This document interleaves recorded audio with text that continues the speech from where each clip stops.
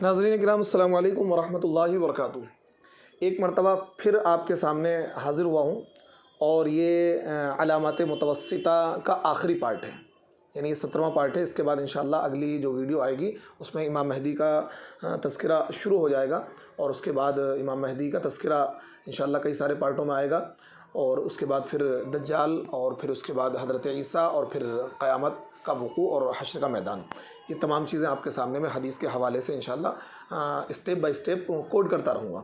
तो देखिए, आज की वीडियो में सिर्फ 5-6 चीज़ें ज़िक्र करनी है कि जिनका ज़िक्र अल्लाह के नबी ने 1400 साल पहले किया था कि ये चीज़ें ज़ाहिर होंगी अलामत, यानी दरमियान में, उसके बाद इमाम महदी का ज़ुहूर होगा।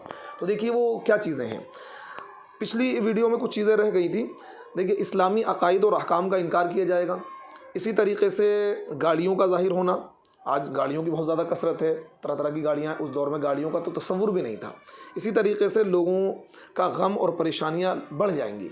इसी तरीके से ज़ब्त विलादत का अमल किया जाएगा, यानी बच्चा ना हो इसको रोकने के लिए बहुत सारा अमल किया जाएगा। 1400 साल पहले अल्लाह के नबी ने बताया था ज़ब्त विलादत का अमल किया जाएगा। इसकात हमल को ज़ाय किया जाएगा, हमल को कैसे रोका जाए इसका अमल किया जाएगा। ये अल्लाह के नबी ने 1400 साल पहले कहा था। उसके बारे में क्या हदीस में है उसको मैं आपको सुनाऊंगा। इसी तरीके से अल्लाह के नबी ने 1400 साल पहले कहा था दीन पर चलना इंतहाई मुश्किल हो जाएगा। तो आज वो ज़माना है कि दीन पर चलना इंतहाई मुश्किल है। देखिए, 1400 साल पहले आका ने ये बात इरशाद फरमाई थी। इसी तरीके से क़यामत की निशानियों के बारे में अल्लाह के नबी ने कहा क़यामत की निशानियाँ जब ज़ाहिर होने शुरू होंगी तो पे दर पे होंगी। एक ज़ाहिर हुई, फिर दूसरी, फिर तीसरी, फिर चौथी, यानी उसका उसको एग्जाम्पल अल्लाह के नबी ने दिया है। जैसा कि एक तस्बीह होती है और एक तस्बीह का दाना टूट कर गिर जाए तो ज़ाहिर सी बात लड़ी लग जाएगी, एक के बाद वो पूरी तस्बीह क्या है दानों से खाली हो जाएगी। आपने देखा होगा। तो ये चीज़ें आज की वीडियो में मुझे बयान करनी है। तो देखिए, अल्लाह के नबी ने इरशाद फरमाया इस्लामी अकायद और अहकाम का इनकार किया जाएगा। इस्लामी अकायद, अक़ीदे का और अहकाम का। तो देखिए क्या है, क़ुर्ब क़यामत में जहालत आम हो जाने और दीन से गाफिल हो जाने की वजह से लोग इस्लाम के बुनियादी अकायद और अहकामात ही का इनकार करने लगेंगे। एक दफ़ा नबी करीम सल्लल्लाहु अलैहि वसल्लम एक दफ़ा हज़रत उमर बिन ख़त्ताब रज़ियल्लाहु अन्हु ने मिंबर पर यह इरशाद फरमाया अन क़रीब तुम्हारे दरमियान इस उम्मत में कुछ लोग ऐसे होंगे जो रजम यानी शादीशुदा ज़ानी को संसार करने का इनकार करेंगे, दज्जाल को झुटलाएंगे, यानी ये कहेंगे कि भाई ये जो इस्लाम में सज़ा है ना कंकरी मार का हलाक करने की, ये सज़ा इस्लाम में नहीं है, ये गलत है। तो इसी तरीके से दज्जाल को झुटलाएंगे। बाज़ लोग कहेंगे दज्जाल नहीं आएगा, ऐसे भी लोग मौजूद हैं जो दज्जाल का इनकार करते हैं। मगरिब से सूरज निकलने का इनकार करेंगे, ऐसे लोग भी मौजूद हैं जो इस बात का इनकार करते हैं कि मगरिब से सूरज नहीं निकलेगा। इसी तरीके से कब्र के अज़ाब को झुटलाया जाएगा, ऐसे लोग भी हैं जो कब्र के अज़ाब को झुटला रहे हैं। इसी तरीके से शफ़ाअत का इनकार करेंगे, शफ़ाअत का भी इनकार करते हैं बहुत से लोग। गुनाहगार मुसलमानों के जहन्नम से अपनी सज़ा भुगतने और जलकर कोयला हो जाने के बाद और जन्नत में दाखिल हो जाने का इनकार करेंगे, क्योंकि इस्लामी अक़ीदा ये है कि जो मुसलमान होंगे जिनका ख़ातिमा ईमान पर होगा वो जहन्नम में एक वक्त तक रहेंगे, लेकिन उसके बाद अल्लाह ताला उनको जन्नत में डालेगा। इसका भी बहुत से लोग इनकार करेंगे। ये अल्लाह के नबी ने 1400 साल पहले ये बात इरशाद की थी। बस अगर मैंने उनको पा लिया तो उनको आदो समूद के मानिंद कत्ल करूँगा। ये कौन इरशाद फरमा रहे हैं? हज़रत उमर रज़ियल्लाहु ताला अन्हु। तो देखिए, आज जिस ज़माने से हम और आप गुज़र रहे हैं, बेशुमार टीवी डिबेट्स पे आप देख लेंगे मुसलमान ही बैठकर ये कहते हैं भाई ये जो सज़ा इस्लाम में ठीक नहीं है, पत्थर मार मार कर हलाक करने की। शादीशुदा अगर दोनों मर्द और औरत शादीशुदा हैं तो इस्लामी कानून ये है, क्योंकि शादीशुदा के लिए, गैर शादीशुदा तो उनके लिए तो कोड़े हैं। अगर गैर शादीशुदा मर्द ज़िना करते हैं तो उनके लिए 100 कोड़े हैं। अज़्ज़ानियतु वज़्ज़ानी फ़ज्लिदू कुल्ल वाहिदिन मिनहुमा मिअत जल्दा, कि ज़िनाकार मर्द ज़िनाकार औरत अगर ज़िना करते हैं दोनों तो उनको 100 कोड़े मारा जाएगा और फिर छोड़ दिया जाएगा, लेकिन तौबा करवाने के बाद। इसी तरीके से अगर कोई शादीशुदा जोड़ा है, क्योंकि उसके पास ऑप्शन था कि अपनी ख्वाहिश को जायज़ तरीके से पूरा करता, उस औरत के पास ऑप्शन था कि अपने शौहर से पूरा करती, और उस मर्द के पास ये ऑप्शन था कि अपनी बीवी से अपनी ख्वाहिश को पूरा करता, लेकिन उसने ایسا نہ کر کے ایک ناجائز راستہ اختیار کیا ہے، اور زنا ہمارے سماج کے نظام کو تباہ و برباد کرتا ہے۔ جو ایک نسب کے محفوظ رکھنے کا نظام اسلام نے بنایا کہ ہر ایک کا نسب محفوظ ہے، کہ بھئی کون سا بندہ کون کس کا بیٹا ہے، کون کس کی بیٹی ہے، کون کس کا چچا ہے، کون کس کا تاؤ ہے، وہ سارا ایک نظام محفوظ ہے نکاح کے ذریعے سے۔ اور جہاں نکاح نہیں ہوتے ہیں وہاں نسب محفوظ نہیں رہتے ہیں، کوئی پتہ نہیں کہ بیٹی ہی باپ کے نکاح میں آ جائے۔ آج امریکہ اور یورپ کا حال یہ ہے کہ لاکھوں بچے ایسے ہیں جن کو یہی نہیں پتا کہ ان کا باپ کون ہے۔ اب وہ لڑکی بھی ہے، لڑکے بھی ہیں۔ اب ظاہر سی بات ہے، اس کو ایک لڑکی ہے، اب وہ بڑی ہو گئی، اسے پتہ ہی نہیں میرا باپ کون ہے۔ اب ایک انسان کیا ہو سکتا ہے، کل کو اسی لڑکی سے شادی کر لے، اسے پتہ ہی نہیں میرا باپ کون ہے، اس مرد کو بھی نہیں پتہ ہے کہ میری بیٹی کون ہے۔ تو نکاح زنا پر اسی وجہ سے اتنی سخت سزا اسلام نے رکھی ہے، اور اس کو بدترین جرم بتلایا گیا اسلام میں، کیونکہ اس سے نسب محفوظ نہیں رہتا ہے۔ جس معاشرے میں زنا عام ہو جائے گا وہاں نسب محفوظ نہیں رہے گا، پتہ نہیں لگے گا کون کس کا بیٹا ہے، کون کس کی بیٹی ہے۔ بیٹیاں باپ کے نکاح میں آ جائیں گی اور بہنیں بھائی کے نکاح میں آ جائیں گی، پتہ ہی نہیں لگ پائے گا۔ اب امریکہ کے اندر لاکھوں لڑکیاں ایسی ہیں جن کو پتہ ہی نہیں ان کا باپ کون ہے۔ اب ہو سکتا ہے بھائی بہن ایک دوسرے سے نکاح کر لیں، اسے پتہ ہی نہیں ہے کہ یہ میرا بھائی ہے۔ پتہ کیوں؟ وہاں وہ سیکس فری ملک ہے اور لیونگ ریلیشن شپ میں لوگ رہتے ہیں۔ ایک عورت 2 سال کسی کے ساتھ رہی، بچہ پیدا ہوا، اس نے اس کو چھوڑ دیا۔ 1 سال رہی، 1 سال کے بعد دوسرے کے پاس چلی گئی، پھر تیسرے کے پاس چلی گئی۔ تو ایسے بے شمار کیسز ہیں جس کی وجہ سے نسب محفوظ نہیں رہ پاتا ہے۔ تو اس سے نقصان کیا ہوگا؟ نسب محفوظ نہ رہنے سے نقصان یہ ہوگا کہ بیٹی باپ کے نکاح میں جا سکتی ہے اور بھائی کے نکاح میں بہن آ سکتی ہے۔ اسلام نے اس پر قدغن لگائی ہے اور یہ کہا ہے کہ اگر کوئی شادی شدہ مرد زنا کرتا ہے تو اس کو پتھر مار کے ہلاک کیا جائے گا، یہ اسلامی سزا ہے۔ لیکن آج اس سزا کا لوگ انکار کرتے ہیں۔ اللہ کے نبی نے 1400 سال پہلے یہ بات بتا دی تھی، ایسے لوگ پیدا ہوں گے جو اس سزا کا انکار کریں گے۔ اسی طریقے سے دجال کو لوگ جھٹلاتے ہیں۔ بہت سے لوگ کہتے ہیں دجال کوئی چیز نہیں ہے، دجال تو ایک نظام ہے اور دجالی نظام دنیا میں آ چکا ہے۔ بہت سے لوگ ایسے ہیں جو کہتے ہیں امریکہ ہی دجال ہے۔ بہت سے لوگ یوں کہتے ہیں کہ بھئی یہ جو دنیا کے اندر نظام چل رہا ہے یہ دجالی نظام ہے۔ دجال تو ایک نظام ہوگا، ایک سسٹم ہوگا، کوئی شخص معین نہیں ہوگا۔ بعض لوگ دجال کا انکار کرتے ہیں، کوئی دجال آنے والا نہیں ہے، بلکہ دجال ایک نظام کا نام ہے۔ نہیں، دجال آئے گا، دجال شخص معین ہے۔ اللہ کے نبی نے اس کی آنکھ، اس کے ناک، اس کے کان، اس کے بال، اس کی چال، اس کے ڈھال، ہر چیز کے بارے میں اللہ کے نبی نے بتا دیا ہے کہ وہ بندہ کیسا ہوگا، اس کے اندر کیا طاقتیں ہوں گی، اس کی چال کیسے ہوگی، اس کا قد کیسا ہوگا، اس کا رنگ کیسا ہوگا، ساری چیزیں بتا دی ہیں۔ تو دجال ایک شخص معین ہے، دجال کوئی نظام نہیں ہے، دجال شخص معین ہے، وہ ظاہر ہوگا، دنیا کے اندر موجود ہے۔ اور ایک صحابی فاطمہ بنت قیس کی جو روایت مسلم شریف کے اندر موجود ہے، تمیم داری ان کی اس سے ملاقات ہوئی تھی۔ اس کا تذکرہ جب دجال کا بیان شروع ہوگا وہاں میں کروں گا۔ تو دجال آئے گا، یقینی طور پر آئے گا۔ اسی طریقے سے مغرب سے سورج نکلے گا، ایک دن ایسا ہوگا قیامت کے قریب، لیکن یہ علامت حضرت عیسیٰ کے دنیا سے جانے کے بعد واقع ہوگی۔ اس کا بھی تذکرہ انشاءاللہ آگے آئے گا۔ تو لیکن لوگ اس کا بھی انکار کریں گے۔ تو کہنے کا مطلب یہ ہے کہ قبر کے عذاب کو لوگ جھٹلائیں گے، ان ساری چیزوں کو جھٹلائیں گے، اور اللہ کے نبی نے 1400 سال پہلے اس کا تذکرہ کر دیا تھا کہ ان چیزوں کو لوگ جھٹلائیں گے۔ اور آج یہ چیزیں ہو رہی ہیں۔ اسلامی سزاؤں کا لوگ انکار کر رہے ہیں، اسلامی عقائد کا، یہ عقیدہ ہے ہمارا کہ مغرب سے سورج نکلے گا، یہ عقیدہ ہے ہمارا کہ دجال ظاہر ہوگا، یہ عقیدہ ہے ہمارا قبر میں عذاب ہوگا، یہ عقیدہ ہے کہ مسلمان ایک نہ ایک دن جنت میں ڈالے جائیں گے۔ تو ان عقائد کا، اور یہ عقیدہ ہے ہمارا کہ اللہ کے نبی کی سفارش اور شفاعت ہمیں ملے گی، لیکن ان عقیدوں کا، ان باتوں کا لوگ انکار کر رہے ہیں، اور یہ بات میرے نبی نے 1400 سال پہلے کہہ دی تھی۔ تو آپ ذرا نوٹ کریں، کیا یہ باتیں ہمارے معاشرے کے اندر پائی جاتی ہیں یا نہیں پائی جاتی ہیں؟ اسی وجہ سے میں تفصیل کے ساتھ یہ تمام چیزیں آپ کے سامنے رکھ رہا ہوں، تاکہ ان حدیثوں کو پڑھ کر، ان حدیثوں کو سن کر آپ اپنے معاشرے پر نظر دوڑائیں اور دیکھیں کہ واقعتاً یہ چیزیں پائی جا رہی ہیں۔ پھر آپ کو احساس ہوگا ہم امام مہدی کے زمانے سے کتنا قریب آ چکے ہیں۔ اس لیے بہت بالتفصیل میں آپ کے سامنے ساری چیزیں پیش کر رہا ہوں۔ دیکھیے، گاڑیوں کا ظاہر ہونا، ذرا اس کو سنیے۔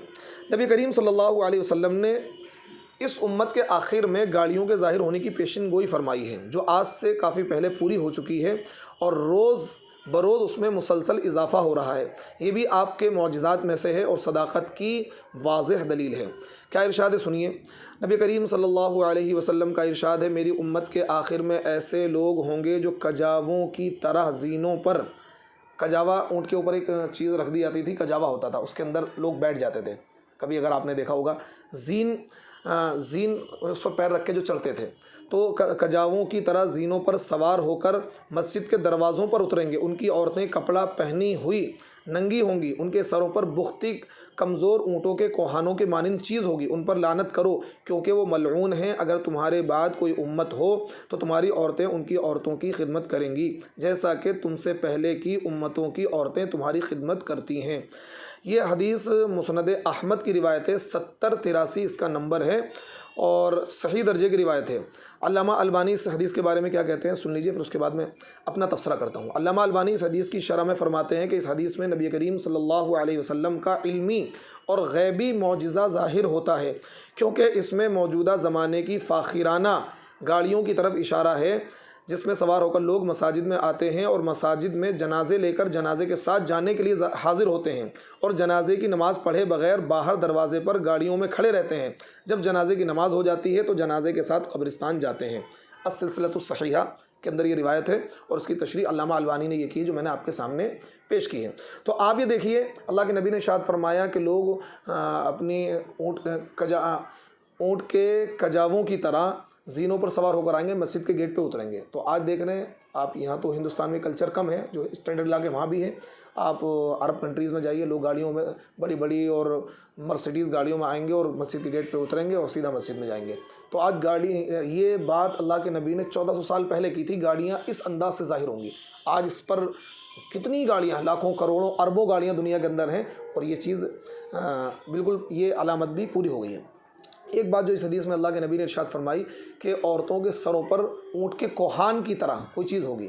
دیکھا ہوگا آج ایک فیشن چل رہا ہے، عورتیں کیا ہے، بال یوں اس طرح، یہاں پر یوں اس طرح وہ بال کو رکھ لیتی ہیں، تو یہ بالکل ناجائز ہے۔ اللہ کے نبی نے ان پر لعنت کی ہے۔